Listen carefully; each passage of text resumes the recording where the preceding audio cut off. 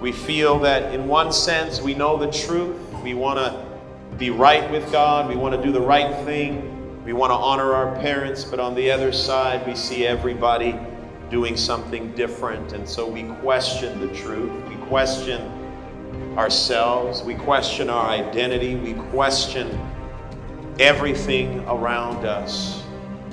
And unfortunately, what happens is we give in.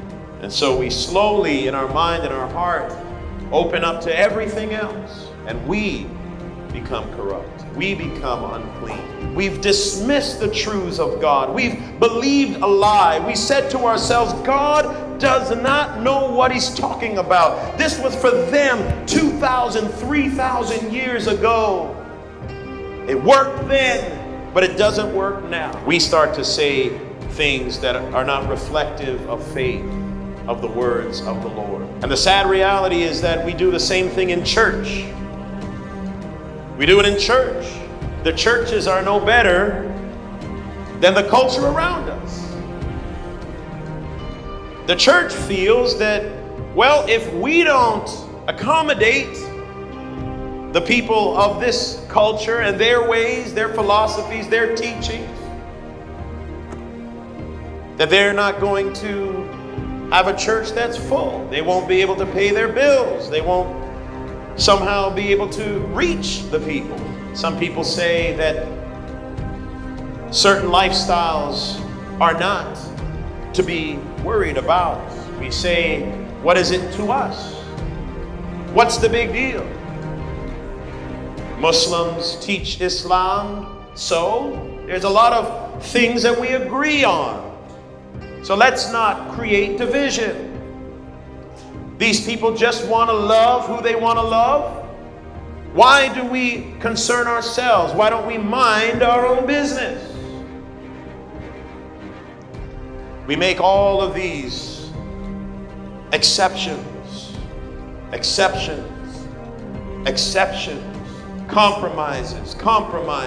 I present this idea to you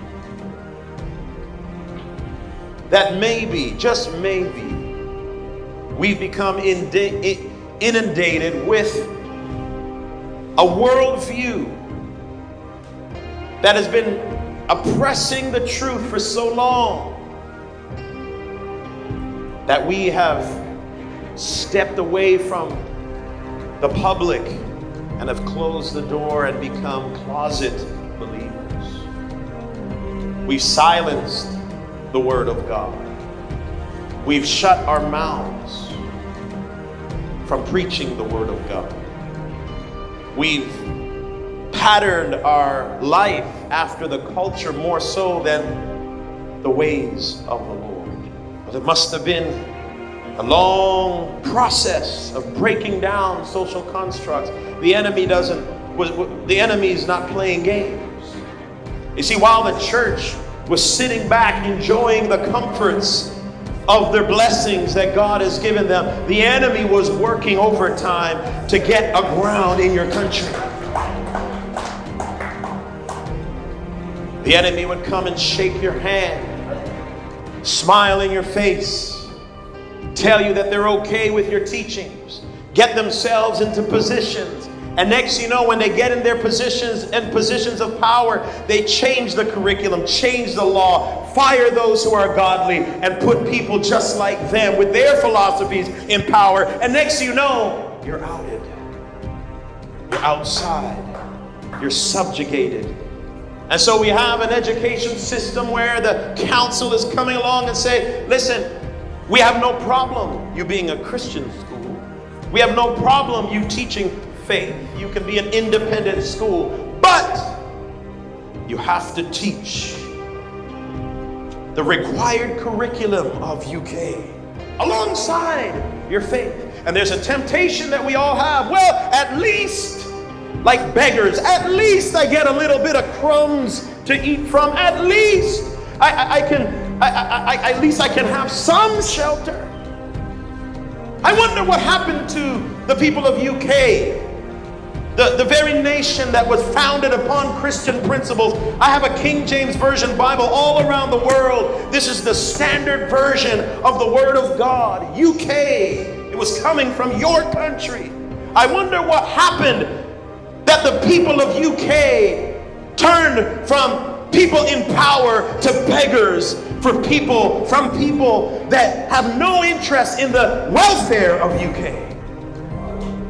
How did you become beggars in your own country? We are not beggars. David said, I've been young and I've been old, and I've never seen the righteous forsaken or his seed begging bread. We don't have to beg the council to have Christian Bible studies. We don't have to yield to the ways of the world to teach our children the things of the Lord. I'm going to teach the ways of the Lord. As for me and my house, we're going to serve the Lord whether you like it or not. And until that boldness gets back in the church, you're never going to see a UK transformed. We got to take those devils by the horn, because greater is he that is in us than he that is in the world. Jesus Christ is Lord. He's Lord. Every knee must bow and every tongue must confess.